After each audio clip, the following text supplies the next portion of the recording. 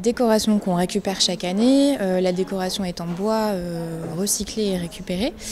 Et il est durable aussi parce qu'on prend des exposants, on choisit les exposants locaux qui travaillent à partir de matières récupérées et de matières recyclées. On aura par exemple la Vie est belle avec Hubert qui travaille des ceintures avec des pneus de vélo recyclés. On aura des écharpes faites à partir de plusieurs bouts de tissu récupérés de part et d'autre de la métropole pour en faire des écharpes du coup. Ce sera vraiment des choses qu'on ne trouve pas ailleurs.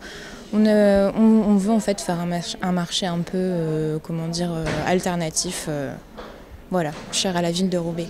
Vous pourrez voir beaucoup de pingouins, c'est un peu l'emblème du marché, on en verra dans le marché de Noël et aussi du coup sur toute l'avenue Jean-Lebas, de la gare à l'hôtel de ville pour relier un peu l'animation de Noël parce qu'en fait il y a plusieurs animations aussi qui se passent sur la Grand Place, on aura une patinoire, donc ce sera pour relier un peu, vous verrez, faudra suivre les pingouins en fait, voilà. Ils ont été faits par des créateurs roubaisiens.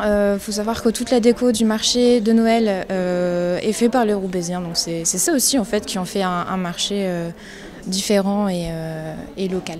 On est engagé dans la démarche zéro déchet depuis quelques années et du coup c'était logique en fait. La ville a souhaité qu'on fasse un marché zéro déchet et durable et c'est complètement logique.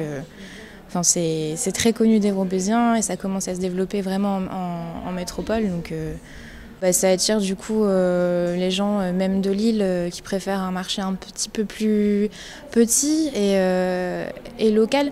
Après, il faut savoir que cette année, le marché sera doublé quand même par rapport à l'année dernière. Donc on aura 24 exposants chaque week-end.